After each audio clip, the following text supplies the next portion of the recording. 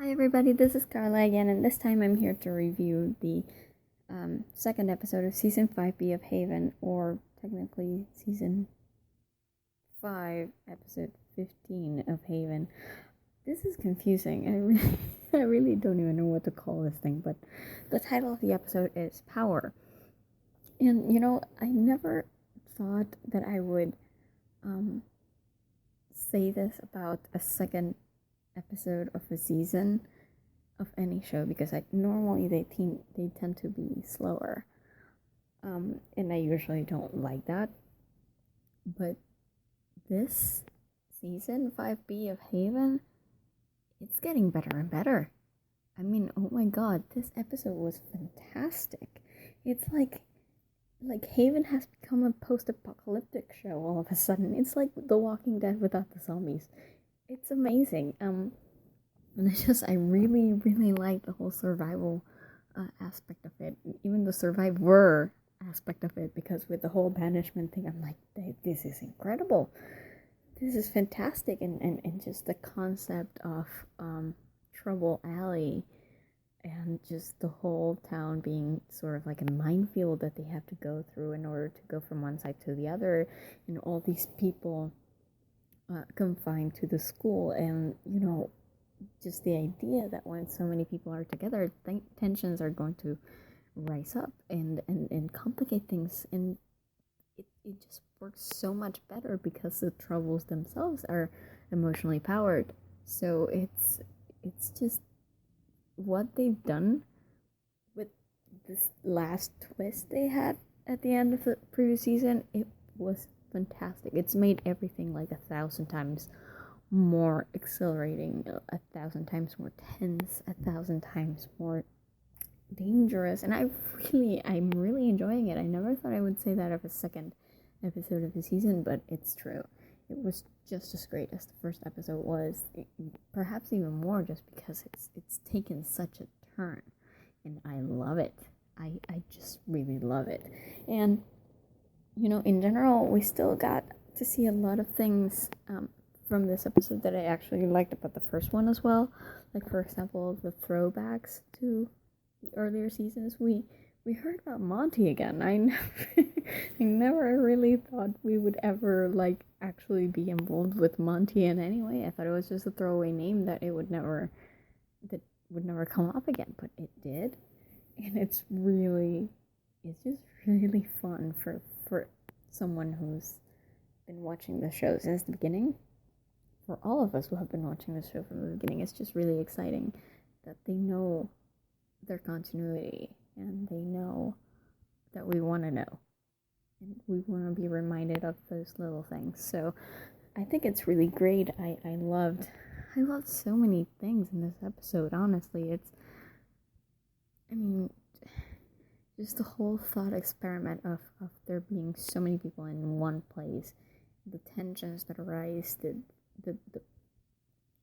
post-apocalyptic idea that it's the survival of the majority of the people versus the survival of just few. It's like, if you have to throw someone out to die, then you just do it, because it will save so many other people. The idea that they're basically, that one man who I know that Dwight in the end couldn't really throw people outside to die, which actually made me feel very relieved, because I know Vince can probably do it without feeling terrible, but Dwight, I don't think wants anybody to die. So I feel really really relieved that the group don't just throw people outside to die for just disagreeing with the rules that have been set up by martial law or whatever.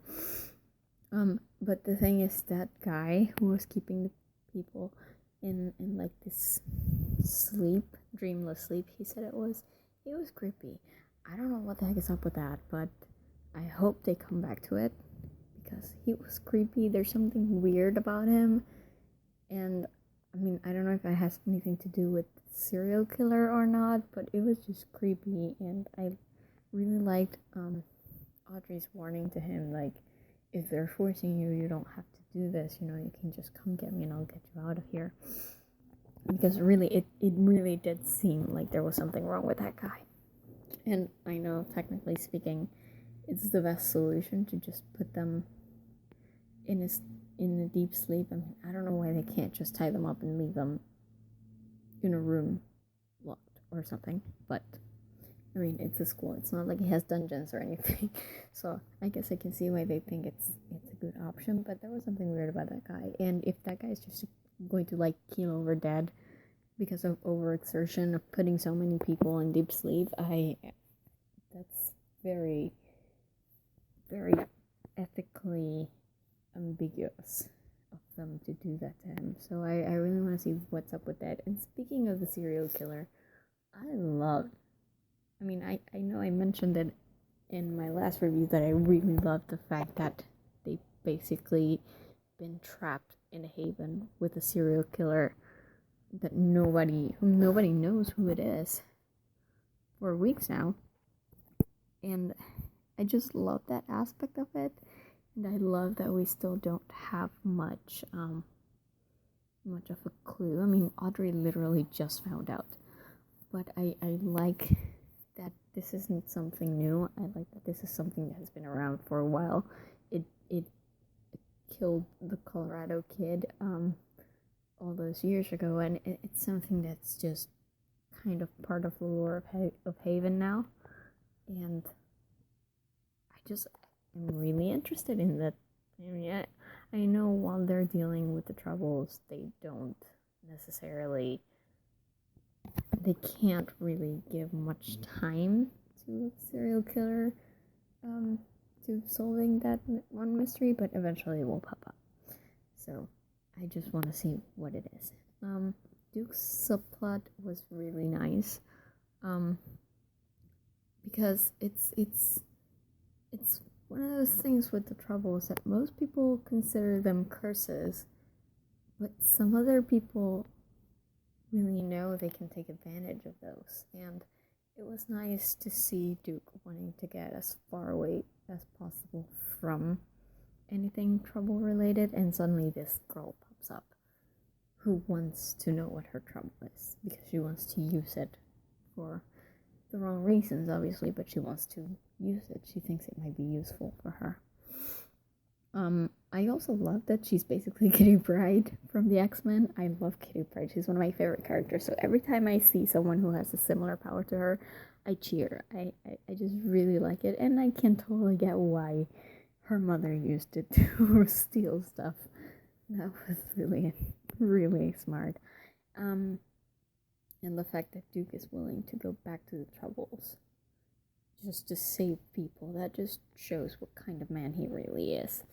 Another thing that I found interesting in Duke's subplot is that apparently the troubles are a thing still. I mean, her mother must have come from Haven, but the thing is, nobody remembers Haven anymore. People remember the troubles, just not Haven. So it's very interesting, and according to the bank, Haven has never existed. So I really love that idea that maybe they've gone into this kind of alternate dimension thing, and everybody's memories of it have been erased completely. I can't wait to see how this thing even gets solved. Another thing, again, Charlotte, I really like her. I think she's kind of confused, and she shows her arrogance in small moments. It's like, this is all so primitive today, and you can see that she's just really used to her own world and her own technology, and she thinks it's far superior, and that is why she tended to think of this world as kind of something lesser than hers. But I think it's becoming obvious, especially after this episode, that she understands that Audrey cares about this world and about the people in Haven, and they're important to her, and therefore they have to be important to Charlotte because she cares about her daughter. And I really like this scene where she just hugs Audrey, because, come on, it's kind of funny because the actresses are like almost the same age, but Audrey could use a mother. She's never had a mother. She's never had a family. Not really. So, I thought, everything is so tense right now that I was really touched by that moment where Charlotte just hugged her because I think Audrey needs it and Nathan wasn't around. So, it's good to know that she has people in her corner, So, I think Charlotte is genuinely working to help Haven, not necessarily because she cares about Haven, although she will. I'm sure by the end of the season she will. If she survives it, she will care about Haven, but still just because it's so important to Audrey and she cares about Audrey, and that's nice to see. The Aether thing, I mean, I'm sorry Electric Girl had to die. She was funny. I liked her. If she's actually dead, because I think Nathan was kind of hesitant about it at first. But it's interesting that we're going back to the Aether, because I honestly thought, after the Duke thing, that it was just, they were just going to give it up and it was going to have some other solution. But I guess we still have to go back to the Aether. And it's great that they found that reservoir that William hid somewhere in Haven. I'm guessing they did because Nathan came back. Or at least they've located it, so that's good. And I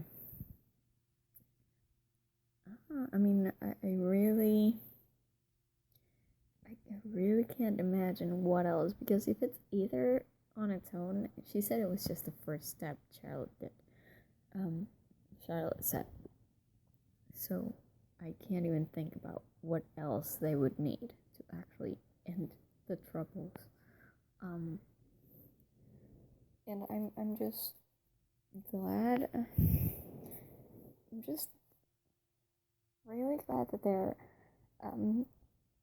actually, there seems to be. I mean, it's not a light at the end of the tunnel.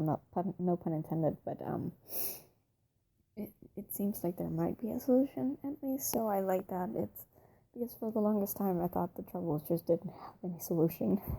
Like they would have to go on with it, and it would just be one of those things where Audrey has to control them, has to keep them under wraps forever, and that's the best solution they can get. And it's nice to see that they can at least somehow, maybe, try to eliminate them altogether. I like the mention of the rings. I didn't know that that Charlotte had a husband. I mean, really, but it's interesting. I wonder if we're gonna actually get to know how that came to be, because I know there's two of them, and one of them was given to Hornos by Lucy. I would like to see how that came about, but I guess there's still time in the season for us to know about that. I was really interested in Dave's story, because this whole idea that he's a halfling, I mean, the Colorado kid was technically a halfling too then, right? So, does that mean we're going to see the Colorado kid again? Does that mean Dave is anything remotely like the Colorado kid? I'm just really curious. Every time they mention the Colorado kid, and every time anything related to the Colorado kid comes up, I'm just like, oh, that's right, we have to see the Colorado kid again. And I really hope we do, because it's one of the central points of the entire story. I mean, this is how everything started, and if this is going to be the last season, which I still hope it's not, but I guess they made it with that in their mind.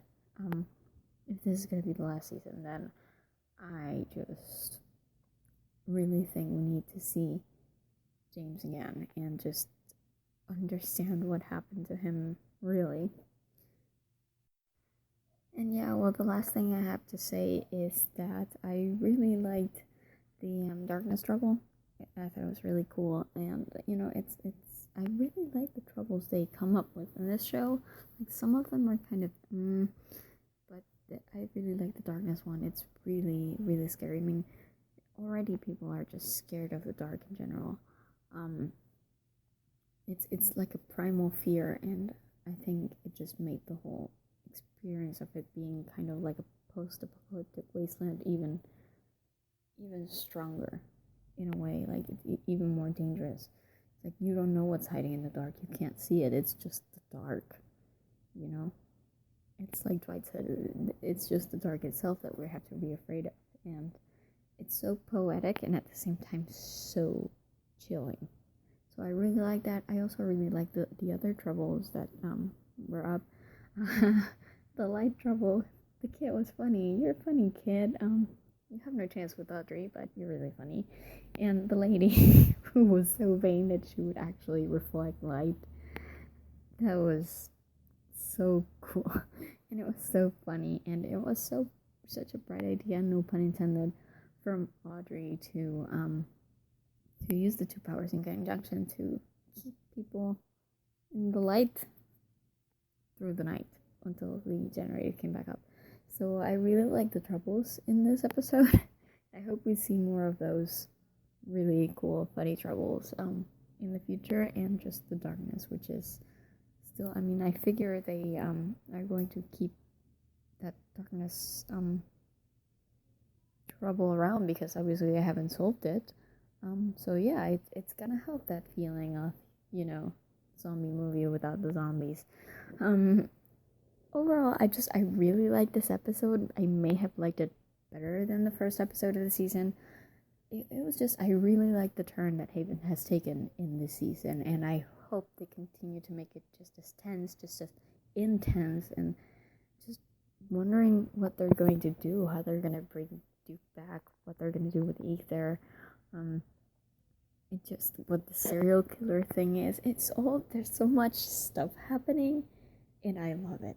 For the first time, I mean, not for the first time, this show has been pretty great about that, keeping up with the pacing, but still, I really, really enjoy the fact that they're all like really in over their heads, but they're gonna get through.